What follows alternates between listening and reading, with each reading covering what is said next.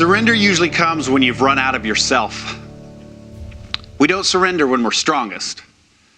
We surrender when we're exhausted, disappointed, we're out of answers. The prodigal son didn't come back successful. He didn't come back with excuses. He came back empty. He came to himself and said, how many of my hired servants have bread enough to spare, and I'm dying with hunger?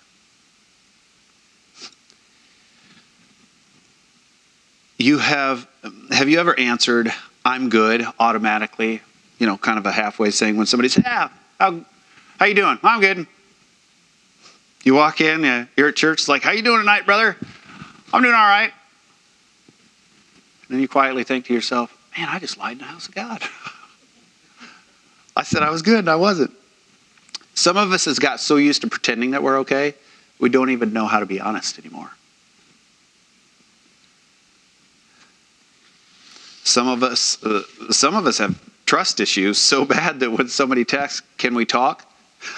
Your whole nervous system shuts down. You get that text. I'm that way. Some people say that's a ADHD thing. Like you automatically assume the worst when somebody texts you. Hey, you got a minute to talk? We go into hyper, like, what did I do? What did I say? What happened? You know, what are they going to tell me? Another one is church hurt is different. Because now you're trying to heal from people who quoted scripture while hurting you. A relationship shattered your trust. A friend walked away when you needed them the most. People you thought would protect you left you wounded. A church hurt you instead of healing you. You kept showing up when everybody else wouldn't show up. You sat in church carrying pain while pretending everything was okay. You ever had a heart so heavy that you didn't even want to get out of bed? You just felt exhausted. I don't even want to get up and deal with today. It just sucks. And you smile around people while asking God, why does it hurt so bad? Church people tell you, I'm praying for you. And then they gossip about you before they get out of the parking lot. And that kind of pain hits you different when you're at a place that you're supposed to be healed and not hurt. Psalms 34:18 says, the Lord is nigh to them that are of a broken heart, and saveth such as be of a contrite spirit. Sometimes God allows what broke your heart to expose what had your heart. Oh, yeah. Yeah. Sometimes God allows what broke your heart to expose what had your heart. Brokenness reveals what comfort is hiding. We go after the, I know we've heard it before. I'm not going to tell you anything you haven't already heard. We medicate. Some people medicate with drugs. Some people medicate with alcohol. Some people medicate with food. Some people medicate with cake, which is food, but it's a special kind of food. Sometimes we get in a truck and go for a drive. Instead of dealing with the issue, we run away. We hide. We get involved in everything we can just to avoid thinking about this, dealing with this hurt. Some pain wasn't sent to destroy you, though. It exposed where you placed your identity. What did you identify in? And that's what broke you. The heartbreak you go through would have killed you. Became the place where God finally got your attention. Rock bottom feels cruel until you realize it removed every distraction between you and God. Okay, now you're thinking, okay, I get it. We're hurt. we're dealing with this stuff. Tell me something nice. I wish it ended here. I wish when we got to the point that we're broken, we're like, okay, God, I give up. I'm done. It's all right. He's just tired already. I hear you, buddy. We get to the point where, okay, God, I give up. I'm broken. All right, do something. But we don't do that. We immediately step into this realm. We have to control everything. I'll never let that person hurt me again. I'll keep my guard up. I'll figure this out myself. If I can control everything, I can protect myself. Now, she's not in here, but my wife can attest to it. She's always told me that she's like, I don't want to be hurt again. I'm tired of being hurt by people. I don't want to be vulnerable. Because if I'm vulnerable, it hurts. But this is not in my notes, but I would say that you can't be used effectively until you're vulnerable. Right. I can stand up here and tell you all the right things, but until I am transparent in front of you, you don't care. Right. It's got to mean something. I can give you all the statistics. I can give you a whole list of things. I can just sit here and read every little thing off here, and okay, that's it. I got it. But then you walk out the door, something happens, and you forget. But when something moves you, you don't forget that. If Lisa was here, she would give testimony to that. We had that service. She came down front here, and she said it was something that Ryan said in his prayer. In the song, she said, you just kind of stopped and said, let's sit here for a moment. She could tell you that like that. Why? Because it wasn't here. It was here. It moved her. It changed. She was vulnerable to let God do something in her life. Some of you don't need a prayer partner. Some of you need to stop creating fake scenarios in your head at 2 a.m. You know the struggle with control when somebody says, don't worry about it. And you immediately worry about it.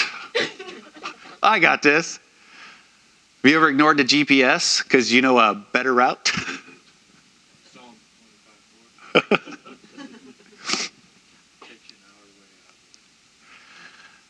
Some of us are acting like we don't control everything. When the world falls apart, I'm the kind of person, yes, that checks my GPS every 14 seconds to see how the route has changed. See how's it countdown timer. Oh, I'm this close. How fast am I going? Can I shave off some time here? Then suddenly, because you paid attention to that, you miss the exit. Or when you're sitting in a car and somebody says, you're kind of the unpaid driving instructor. You going to get over? Brake lights. Brake lights. Have you ever played that conversation over and over in your head, trying to control what people think about you? And you stayed awake trying to fix tomorrow, even though it hasn't happened yet? You ever carried responsibilities God never asked you to carry because you thought everything depended on you? It's funny because God doesn't, He's been running the universe for eons. He doesn't need us. In Matthew, Peter, this is a passage in Matthew chapter 14 and verse 29, and he said, come. And Peter came out of the ship. He walked on water to go to Jesus. But when he saw the wind boisterous, he was afraid, and beginning to sink, he cried, Lord, save me. It's probably more like, Lord, save me. Why was that? Peter was fine when he focused on Jesus. The moment fear took over, he started to sink. The storm didn't suddenly get stronger. Peter just started trusting in the storm more than he trusted in God. The more you control, the more exhausted you'll become.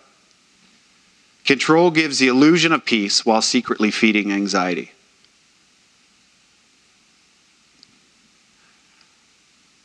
Letting go feels terrifying when control has become your identity. As long as I've got my hand on this, I'll be okay. Control doesn't free you. It chains you to fear. Some of you aren't drowning because life is hard. You're drowning because you've refused to let go. But eventually, control collapses too. And when it does, surrender stops looking weak and it starts looking necessary. Now, I wanted to preach this more. And I feel like I'm kind of just reading a lesson to you. But it's heavy enough that I don't need to preach it home because we're already there. You've already thought in your mind, how did he know? How did he know I was dealing with this? I never told him.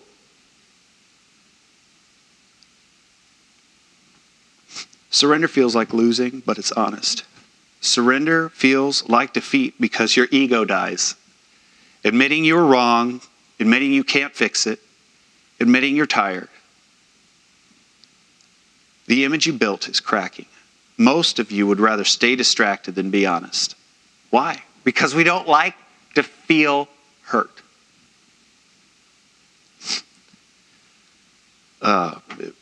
It reminds me of some, you ever apologize during an argument but still want credit for apologizing? You're like, fine, I'm sorry, but it's not like it was all me. We laugh about it, but pride is fighting to stay alive. Some people apologize like this. I'm sorry you felt that way. That wasn't an apology. That was a TED Talk to avoid accountability. Pride will have you struggling in silence just so nobody finds out you need help. Some of you are all one minor inconvenience away crying in the grocery store parking lot.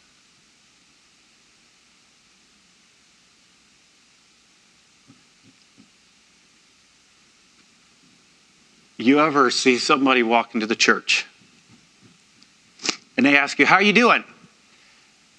And you hit them with blessed. Meanwhile, your life looks like a season finale of a disaster documentary.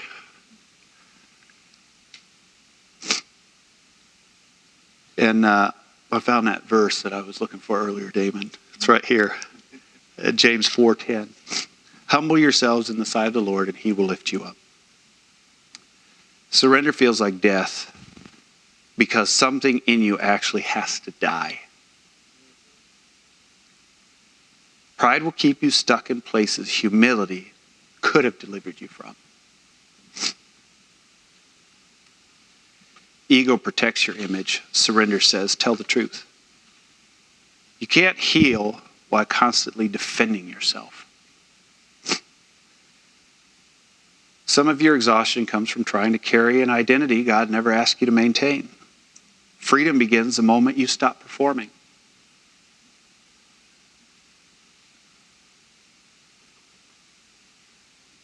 Sorry, I'm getting a little heavy tonight. But I kind of ran some of these notes across. I was talking to Damon last night. Come to find out, he was in a bit of a mood yesterday as well. Because what planned to be a short period of time turned into a long period of time. Helping somebody move, but God will bless them for it. 45 minutes comes, 4, 5, 6 hours later? But I called him a few times because I was asking him a question and, it went straight to voicemail. I was like, man, I think he's ignoring me. He was. But he called back. He's like, I just finally sat down. I was like, oh, that's right. Help that guy move. Totally forgot about that.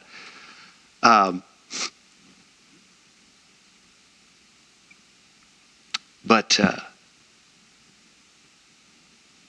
those I forgot exactly where I was going with that. But what? That's one thing I appreciate about you. You're just in the moment of a job or something, he's like, Holy Spirit, help. We take little things like that for granted. It's like, okay, I'm just saying it. I'd rather be the guy that is in a habit of saying something like that than yelling at it, which everybody can attest that I will sit there and yell at the situation. The moment you stop pretending is often the moment God starts rebuilding. The version of you after surrender is someone God had to build. In Luke 22:42, saying, Jesus is talking, Father, if thou be willing, remove this cup from me. Nevertheless, not thine will. Nevertheless, not my will, but thine be done. Jesus showed us what surrender looks like. He was honest about pain, honest about the weight, but still submitted to his Father's will.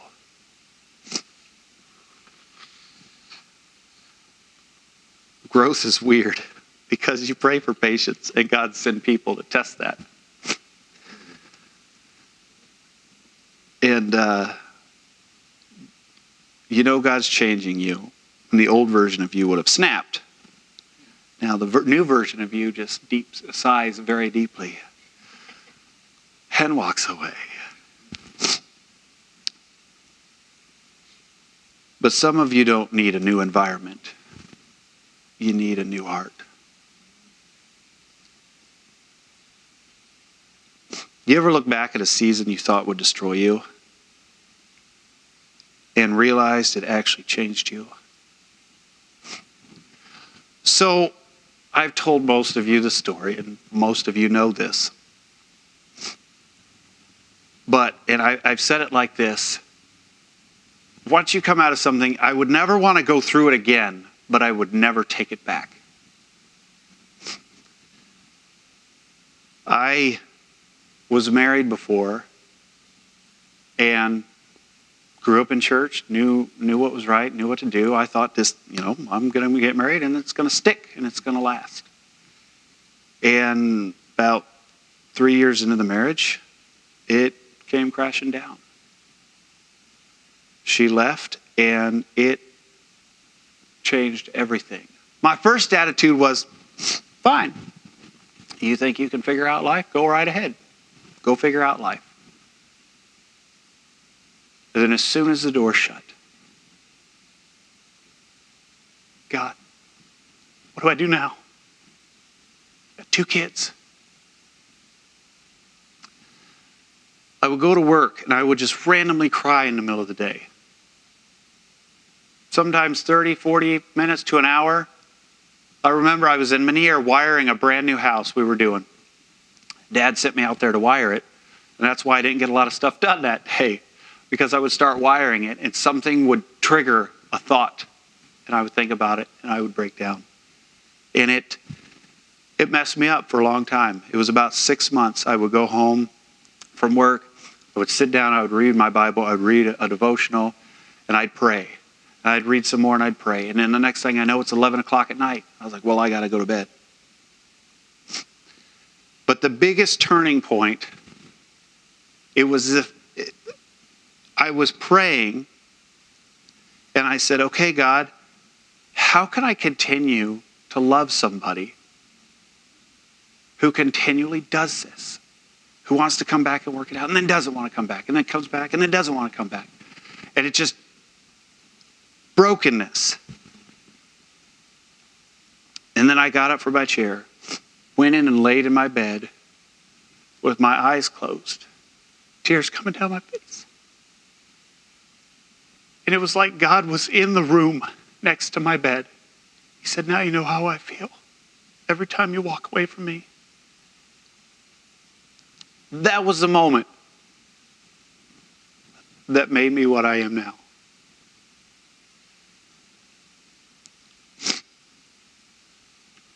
God will sometimes break what's destroying you, even if you're emotionally attached to it.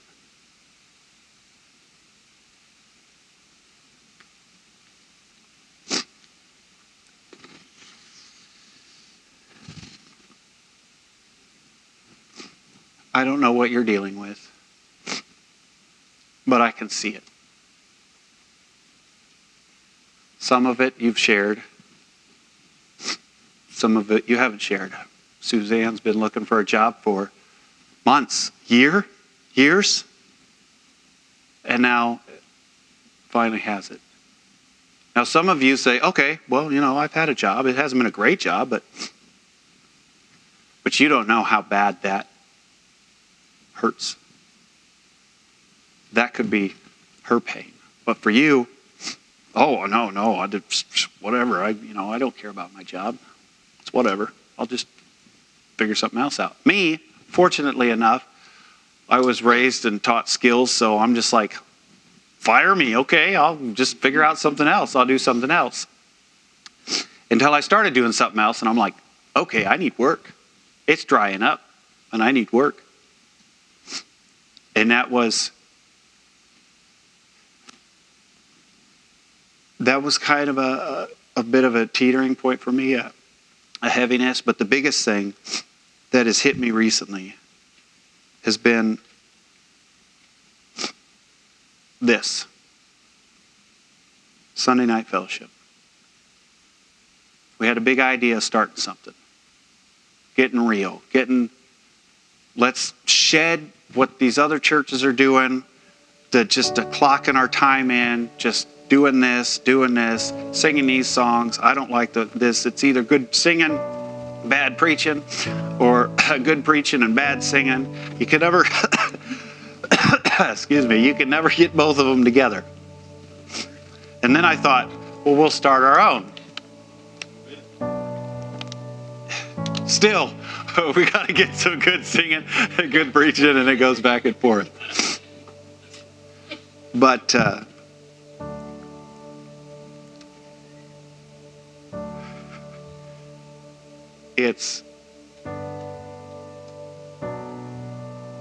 I have never been at a place in my life where I have wanted to pour into people because people hurt.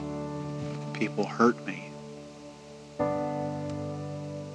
But the difference when being broken and pouring into somebody's life and being on the verge of broken and not quite there and surrendered is that person can see it.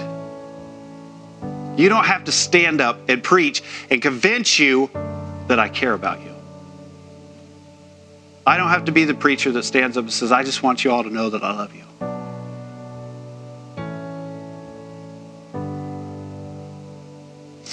It's in the actions.